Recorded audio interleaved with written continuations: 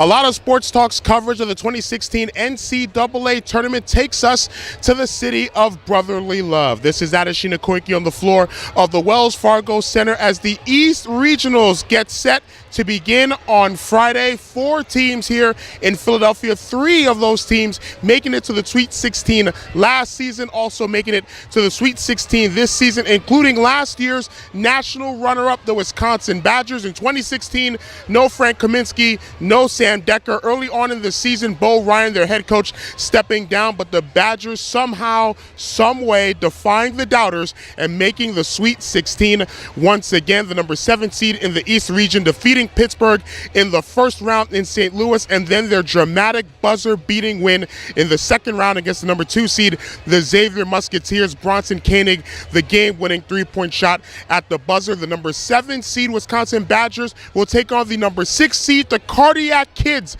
of the NCAA Tournament, the Notre Dame Fighting Irish. Notre Dame in Brooklyn in the first round, coming back from a 12-point halftime deficit to defeat the Michigan Wolverines, and then in the second round, the last-second tip-in by Rex Pfluger against the number 14 seed, the Lumberjacks of Stephen F. Austin. Wisconsin and Notre Dame just after 7 o'clock.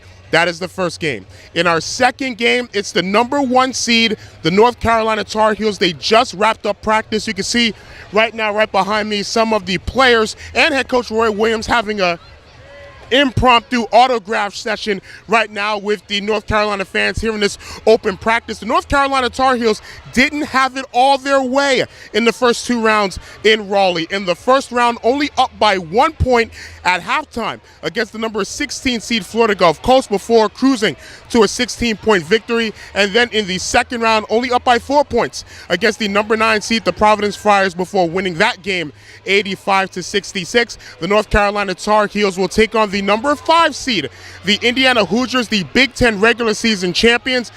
Indiana had to beat 2 conference champions in the first 2 rounds. They defeated the Mocs of Chattanooga in the first round, and then in the second round, defeating the SEC tournament champions, the Kentucky Wildcats, to advance here to Philadelphia. And I got a chance to talk with the head coach of the Indiana Hoosiers, Tom Crean, and I asked him to begin our conversation what pleased him the most in the 2 games that the Hoosiers won against 2 conference champions in the NCAA tournament. Well, you just said it right there. When you're matched up with other champions, you're dealing with people that have got a different level of resiliency that season, right? And that's what we have with Carolina, because our guys put so much into winning the championship, and we won it by 2 games in a very tough league. So to me, when you get into that battle, it's going to come down to mental toughness, and you've got to have incredible mental toughness to be able to handle that. And that's exactly what we expect to have. And that's what these guys have had the whole time. And that's what we want to continue to build towards.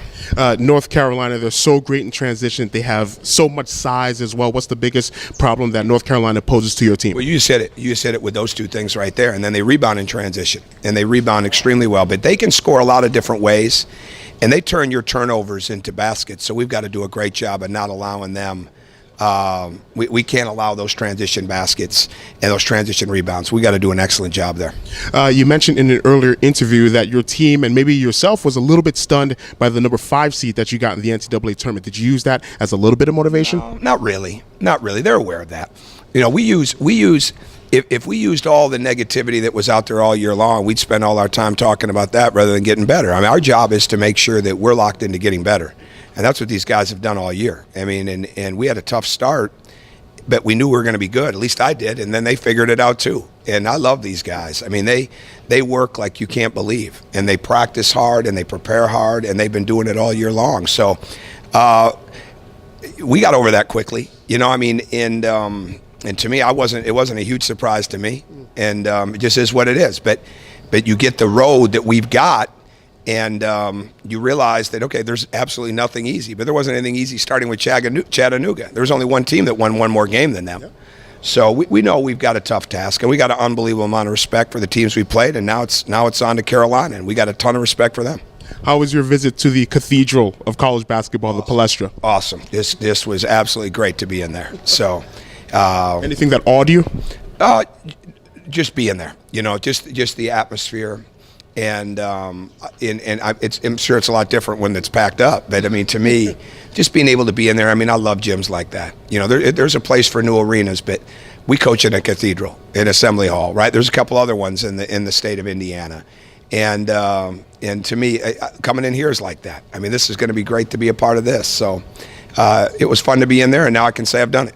Coach Crean, thank you so very much for the time, and happy 50th birthday to you. Appreciate it very much. All right, thank you so much. So the Indiana Hoosiers have a tough task on their hands on Friday, taking on the North Carolina Tar Heels, who ended their practice early this afternoon in Philadelphia, which means more time for their fans, which have traveled from Raleigh, North Carolina, and all corners of the United States to cheer on their Tar Heels as they take on the Indiana Hoosiers. That's slated for a 9:57 tip.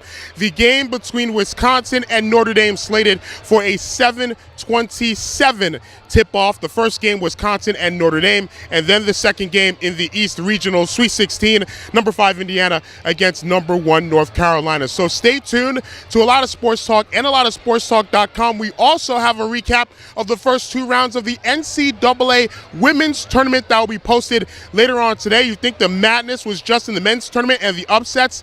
Think again. Some upsets in the women's basketball tournament. We'll tell you about that as well, and what to look out for as the Sweet 16 and the Elite 8 get started in the women's basketball tournament. The Sweet 16 getting underway on Friday. We will have coverage of the Bridgeport Regional in Bridgeport, Connecticut. Number 1 UConn against number 5 Mississippi State, and also the number 2 seed, the Texas Longhorns, against the number 3 seed, the UCLA Bruins. From the floor of the Wells Fargo Center in Philadelphia, Pennsylvania, my name is Adesina Koiki for ALOSTSportsTalk.com.